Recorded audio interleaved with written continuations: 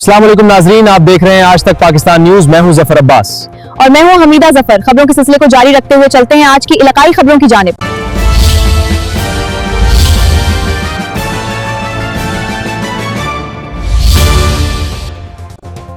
जी अस्सलाम वालेकुम नाज़रीन, मैं हूं आपका मेजबान शमाउन जट। आप देख रहे हैं आज तक पाकिस्तान न्यूज से। जी नाज़रीन, फैसलाबाद के इस हम इलाका में मौजूद हैं, थाने सरगोदा रोड के बिल्कुल ऑपोजिट के पास।